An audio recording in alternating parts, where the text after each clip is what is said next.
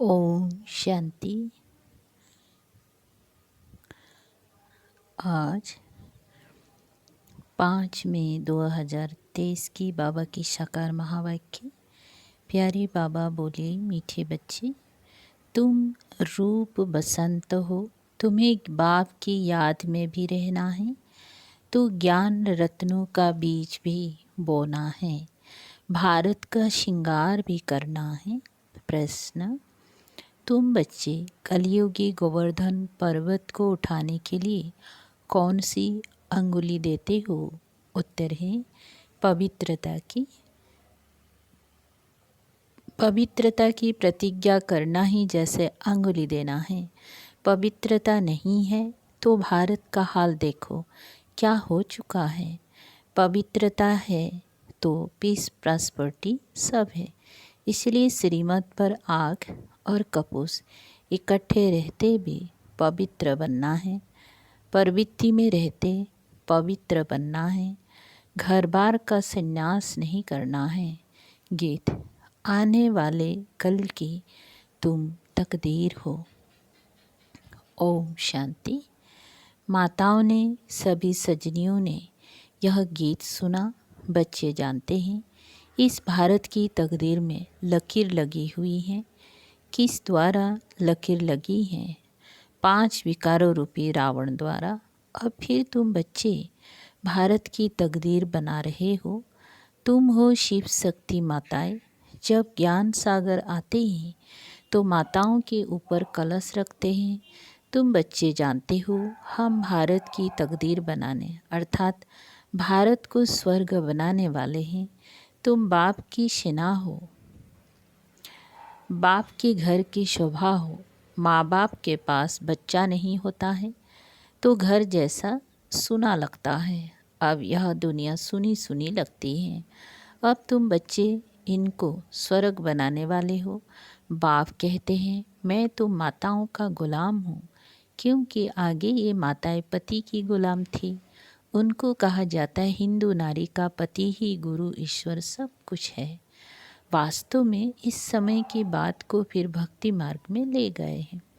परम पिता परमात्मा को ही इस समय कहा जाता है तमेव मातस्य पिता तमेव।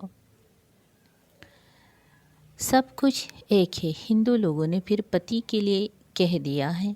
वास्तव में शिव बाबा है पतियों का पति। तुम तो सदा सौभाग्यशाली बनती हो और ये पति भी अमर है, अमरनाथ है ना। तुमको भी अमरनाथ अमरपुरी का मालिक बनाते हैं। ऐसे पति को बहुत याद करना है जो तुमको पढ़ाकर स्वर्ग का मालिक बनाते हैं। ऐसे पति को भूलने से रोना आ जाता है। बाप कहते हैं क्या तुम्हारा साजन मर गया है जो तुम रोती हो? तुमको तो अभी सदैव हर्षित मुख रहना है। देवताओं का मुखड़ा सदैव हर्षित रहना है। मनुष्य देखने से ही खुश होते हैं। देवताओं ने वो खुशी कहाँ से लाई? संगम पर बाप ने ऐसा हर्षित मुख खुश मिजाज बनाया था। अभी पुरुषार्थ करना है तभी तो अविनाशी बनेंगे। बाप कहते हैं रोने की बात ही नहीं है। वह ऐसा सलोना साजन मिला है जिससे स्वर्ग के महाराजा महारानी बनते हो। तुम श्रीमत पर कदम कदम चलते रहो। तुम जो बरसन सुनते हो वो एक एक बरसन लाखों रुपया का है। वे विद्वान लोग गीता वेदांत आदि सुनाते हैं तो कहते हैं यह एक एक बरसन लाखों रुपया का है, परंतु ऐसा तो है नहीं। तुम हर एक रूप बसंत हो, आत्मा रूप है ना। बाप भी है रूप। फिर उनको ज्ञान सागर कहा जाता है। ज्ञान की वर्षा कराने वाला है। स्थूल पानी की बात नहीं, इसको तो ज्ञान रतन कहा जाता है। हर एक को ये ज्ञान रत्नों का बीज बोना है। मनुष्य को समझाना चाहिए कि तुम आत्मा हो, ये तुम्हारा शरीर है। तुम कहते हो पाप आत्मा पुण्य आत्मा। पाप परमात्मा पुण्य परमात्मा नहीं कहते हो। इससे सिद्ध है परमात्मा सर्वव्यापी नहीं है। माया पाप आत्मा बनाती है और बाप पुण्य आत्मा बनाते हैं। पुण्य आत्माओं की दुनिया को स्वर्ग और पाप आत्माओं की दुनिया को नरक कहा जाता है। सबको पावन बनाने वाला सदगति दाता एक ही बाप है। तो तुम बच्चे इस बेहद के घर के श्रृंगार हो। तुम्हें भारत का श्रृंगार करना है। वैकुंठ को वंडर ऑफ द वर्ल्ड कहा जाता है। मनुष्य 7 जिस्मानी वंडर्स दिखाते हैं, वो तो है मनुष्य के बनाए हुए। वास्तव में वंडर ऑफ द वर्ल्ड है वैकुंठ, जहाँ सब आत्माएं सदा सुखी रहती हैं। गाते भी है फलाना स्वर्गवासी हुआ, परंतु जब तक बाप न आए तब तक वहाँ कोई जा नहीं सकता। अब तुम बच्चे जानते हो, हम वैकुंठ में जाते हैं। वह जिस्मानी वंडर्स आँखों से देखने के हैं। तुमको तो वैकुंठ में जाकर अथाह सुख भोगना है, वहाँ रोने की बात नहीं। बाप कहते हैं, तुम परम पिता परमात्मा की सजनी क्यों रोती हो? शायद साजन को भूल जाती हो। साजन को भूल जाना माना उनसे विदाई लेना। सदैव उनको याद करते रहो तो रोने की बात नहीं। बाकी किसका संबंधी आदि मरता है तो रोते हैं। अब तुम जीते जी छुट्टी लेते हो। सबसे छुट्टी ले रो रो कर फिर सदा के लिए हंस पड़ते हो, क्योंकि वैकुंठ में जाते हो। यहाँ तो रोने की दरकार नहीं। बाबा ने कहा है, अम्मा मरे तो भी हलवा खाना। कौन सा हलवा? ये ज्ञान का। अब तो सब मरे पड़े हैं, किसका चिंतन करे किसका ना करे। इतनी सब मरेंगे, कोई क्रियाक्रम करने वाला भी नहीं रहेगा। जापान में बम से इतने मरे, फिर किसने क्रियाक्रम किया? क्रियाक्रम करने वाले भी मर जाएंगे। ये तो भक्ति मार्ग की रस्म रिवाज है। सतयुग में ऐसी बातें होती नहीं है। वहाँ तो अथाह सुख है। मोहजीत राजा की कहानी भी वहाँ की है। तुमने जन्म जन्मांतर ये कथा सुनी है। अब बाप कहते जो कुछ सुना वो भूल जाओ। और अब सब बाप से सुनो, हियर नो एविल, ना बुरा सुनना नहीं, सी नो एविल दिखना भी नहीं।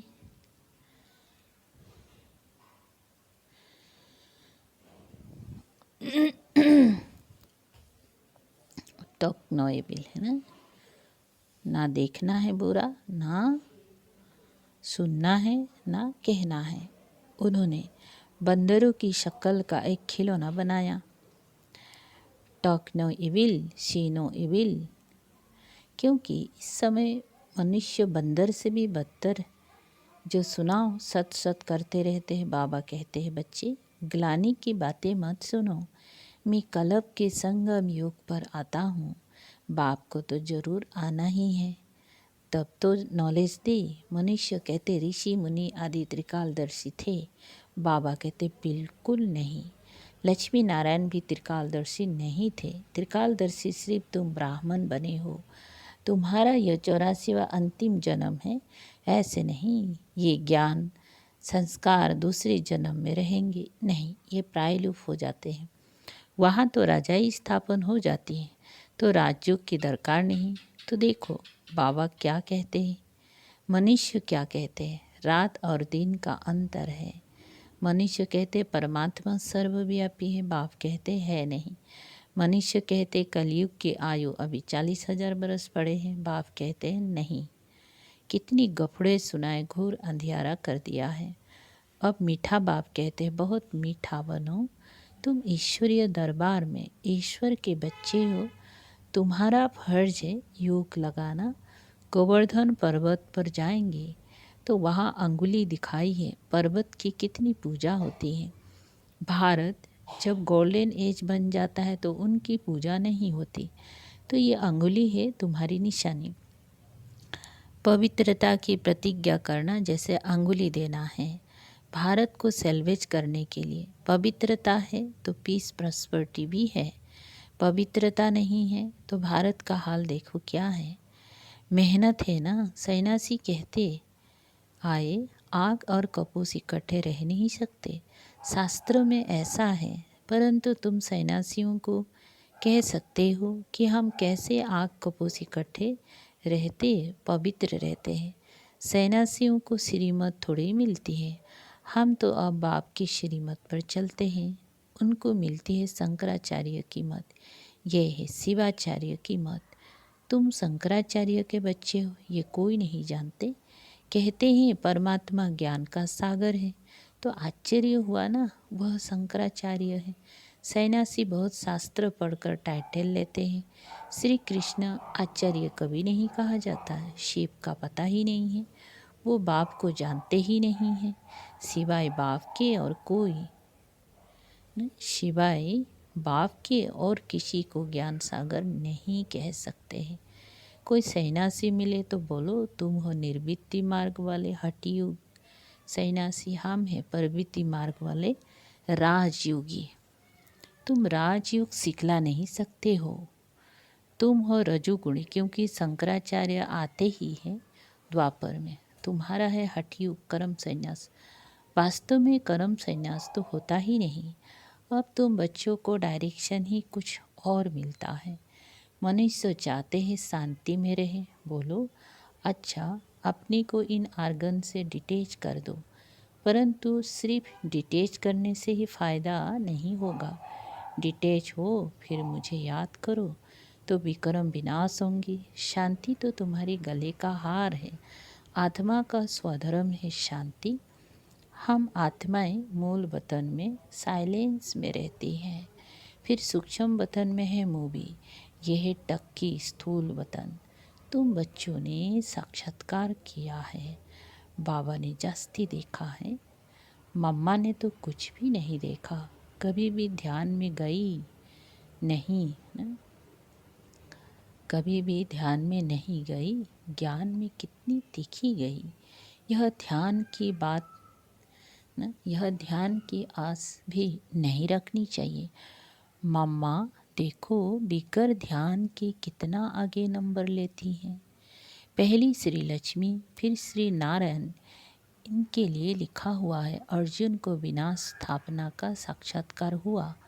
इस रथ में रथी शिव बाबा बैठ नॉलेज सुनाते हैं। इस रथ को भी नॉलेज उनसे मिलती है। ये खुद भी गीता पढ़ते थे, बहुत कथा करते थे। अब वंडर लगता है शास्त्र में क्या क्या है। बाबा कहते हैं ये पढ़ा हुआ सब भूल जाओ, सुनो नहीं, देखते हुए नहीं देखो। बस हम तो जाते हैं बाबा के घर स्वीट होम। जब तक तो गाइड तथा लिबरेटर ना आए तब तक कोई जा नहीं सकता। पंडा और मुक्तिदाता तो एक ही है बाप, दुखों से मुक्त कर देते हैं, इसीलिए उनको गति सदगति दाता कहा जाता है। वह है मनुष्य सृष्टि का बीज रूप, सुप्रीम सोल। निराकारी दुनिया है आत्माओं के रहने का धाम। ऐसे नहीं कि ब्रह्म महा परमात्मा है ना? ऐसा नहीं कि ब्रह्म परमात्मा है, इसमें आत्माएं लीन हो जाएंगी। कितनी वंडरफुल बातें हैं। तुम्हारा 84 जन्मों का पाठ अविनाशी है, यह कबो मिट नहीं सकता। सृष्टि अनादि रची हुई है। सतयुग को नई सृष्टि कहा जाता है, अब है पुरानी सृष्टि। बाकी सृष्टि कोई विनाश नहीं होती, बाप आते ही है पतित सृष्टि को पावन बनाने। सृष्टि तो है ही है, 84 जन्म तो जरूर देवताओं के ही होंगे, फिर कम होते जाते हैं, फिर क्रिश्चियन आदि का भी हिसाब निकाल सकते हैं। वास्तव में भारतवासियों की जनसंख्या बहुत होनी चाहिए, परंतु और धर्म में कन्वर्ट होने कारण कम हो गई है। नाम ही हिंदू रख दिया है। बाप कहते मैं आता ही तब हूँ जब मुझे ब्रह्मा द्वारा देवी देवता धर्म की स्थापना करनी है, शंकर द्वारा विनाश, फिर जो स्थापना करते हैं वही पालना करेंगे। गांधी जी को भी जिन्होंने मदद की, मेहनत की, आज बहुत सुखी हैं। वहाँ सुखी तो सब बनेंगे, बाकी पद में फ़र्क पड़ जाता है। जो बाप की याद में रहते हैं और वर्षे को याद करते हैं वह सूर्यवंशी बनेंगी, कम याद करेंगी तो चंद्रवंशी, नहीं तो फिर प्रजा दास दासिया आदि तो बहुत चाहिए ना। बाप ने समझाया है युग बल से ही कोई भी विश्व का मालिक बन सकता है। तुम हो युग बल की अहिंसक सेना। क्रिश्चियन को भी इतना बल मिल जाए तो विश्व के मालिक बन सकते हैं, परंतु लॉ नहीं कहता। वे बंदर की कहानी है ना।